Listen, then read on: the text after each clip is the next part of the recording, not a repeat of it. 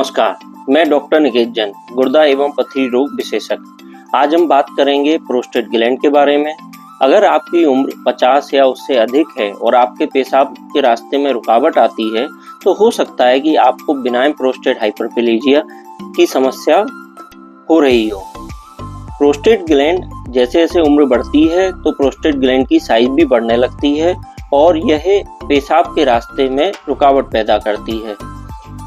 इसके जो लक्षण होते हैं, इसमें सबसे पहले होता है फ्रीक्वेंसी, जब दिन में बार बार पेशाब लगने लगती है मरीज को।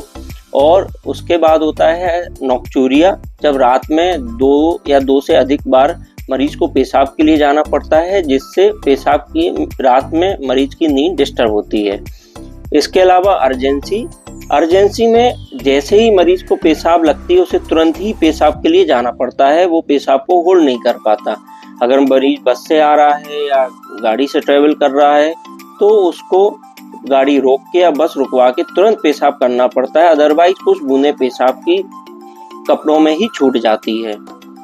इसके अलावा ऑब्स्ट्रक्टिव सिम्टम भी रहते हैं, जैसे कि थिन स्ट्रीम ऑफ यूरिन, पेशाब की धार का पतला हो जाना, पेशाब करने में जोर लगाना, या कभी कभी पेशाब के रास्ते ब्लड भी आ जाता है।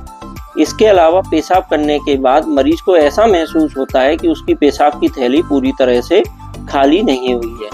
अगर आपको इस तरह के लक्षण है तो आपको अपने यूरोलॉजिस्ट से कंसल्ट करना चाहिए और यूरोलॉजिस्ट द्वारा कुछ टेस्ट करके इसकी गंभीरता को देखा जाता है। इसमें सबसे पहले आता है डिजिटल रेक्टल एग्जामिनेशन, जिसमें फिंगर द्वारा ये चेक किया जाता है कि प्रोस्टेट ग्लैंड की साइज बढ़ गई है, उसके अंदर कोई मवाद तो नहीं पड़ी हुई है, या उसमें कोई कैंसर के लक्षण तो नहीं है। इसके बाद अल्ट्रासाउंड KUV विद PVR द्वारा हम ये देखते हैं कि कोई गुर्दे पे सूजन तो नहीं है, मरीज की पेशाब करने के बाद कितनी पेशाब की थैली में ही रुक रही है। इसके अलावा प्रोस्टेट की ग्रंथि, जो उसकी नॉर्मली 15 से 20 ग्राम की होती है, वो साइज में कितनी बढ़ गई है। लेकिन एक मिथ है कि प्रोस्टेट की साइज के आधार पे ही उसका ट्रीटमेंट होता है, ऐसा नहीं है। ये ज़्यादा इम्पोर्टेंट है कि मरीज को प्रोस्टेट की ग्रंथि से क्या सिम्टम आ रहे हैं। मरीज की साइज अगर 80 ग्राम भी है और उसमें अगर पेशाब की रुकावट के कोई लक्षण नहीं है तो उसे ट्रीटमेंट की आवश्यकता नहीं पड़ती। और अगर प्रोस्टेट की साइज 20 ग्राम भी है पर अगर उसमें रुकावट बहुत अधिक है तो उसको ऑपरेशन की भी जरूरत पड़ सकती है। इसलिए बार बार अल्ट्रासाउंड करके प्रोस्टेट की साइज को कंपेयर करना कोई भी फायदा नहीं होता है। और इसके अलावा एक टेस्ट होता है यूरोफ्लोमेट्री, जिसमें मशीन पे टॉयलेट करके पेशाब की धार के फ्लो को मापा जाता है। यह बहुत ही सिंपल और बहुत ही इम्पोर्टेंट टेस्ट है। इसमें पेशाब के रास्ते में कितनी रुकावट है इसकी गंभीरता का आइडिया लगता है। इसके अलावा सीरम PSA, जो कि हमें ये बताता है कि प्रोस्टेट ग्लैंड में इन्फेक्शन या फिर कैंसर के लक्षण तो नहीं है। अगर हम ट्रीटमेंट की बात करें तो आजकल 10 में से 9 मरीजों में दवाई द्वारा ही प्रोस्टेट इनलार्जमेंट का ट्रीटमेंट हो जाता है। लेकिन इन दवाइयों को लंबे समय तक लेना पड़ता है, कई बार लाइफ टाइम भी लेना पड़ता है, क्योंकि इन दवाइयों का असर 24 घंटे ही रहता है। लेकिन अच्छी बात यह है कि अब इन दवाइयों के साइड इफेक्ट बहुत ही निम्न हैं, इसलिए इन्हें लंबे समय तक लिया जा सकता है। अगर हम बात करें कि सर्जरी की ज़रूरत कब पड़ती है, तो सर्जरी के लिए कुछ निम्न रीजन है जब भी मरीज को सर्जरी की ज़रूरत पड़ती है। इसमें सबसे प्रमुख है, अगर आप लंबे समय से दवाई ले रहे हैं और दवाई रिस्पॉन्स नहीं कर रही है तो फिर आपको सर्जरी की ज़रूरत पड़ती है।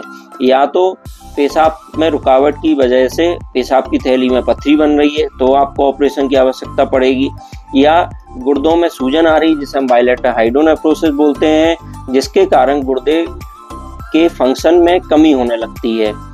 इसके अलावा अगर आपको यूरिन में बार बार इन्फेक्शन हो रहा है तो भी हमें प्रोस्टेट की सर्जरी की आवश्यकता होती है। कई बार प्रोस्टेट की ग्रंथि में ही इन्फेक्शन के कारण मवाद पड़ जाती है, जिसे हम प्रोस्टेटिक एब्सेस बोलते हैं, और इस कंडीशन में इमरजेंसी में हमें प्रोस्टेट की सर्जरी की आवश्यकता रहती है।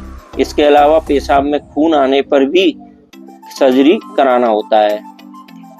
आजकल जो प्रोस्टेट की सर्जरी होती है वो सब दूरबीन द्वारा होती है। इसमें कोई चीरा नहीं आता है और मरीज को 1 या 2 दिन में हॉस्पिटल से छुट्टी भी मिल जाती है। प्रोस्टेट की ग्रंथि के लिए जो सर्जरी की जाती है उसे नॉर्मली हम ट्यूआरपी या फिर होलिप बोलते हैं।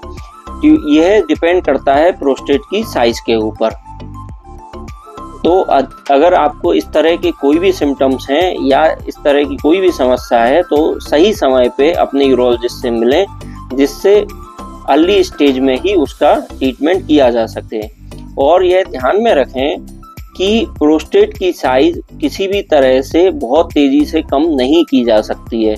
तो अगर एक अल्ट्रासाउंड में आपकी रिपोर्ट में अगर प्रोस्टेट की साइज 40 ग्राम आ रही है और अगर आप कहीं और अल्ट्रासाउंड कराते हैं और उसमें 20 ग्राम आ रही है, तो आप ये ना समझें कि प्रोस्टेट 40 से 20 ग्राम हो गई है। यह डिफरेंस अलग अलग डॉक्टरों द्वारा अल्ट्रासाउंड करने के कारण आता है और इवन साइज के आधार पर प्रोस्टेट का ट्रीटमेंट भी नहीं किया जाता है। यह इस पे किया जाता है कि आपको क्या लक्षण हैं और आपके गुर्दों पे और पेशाब की थैली पे उस पे क्या असर हो रहा है। नमस्कार।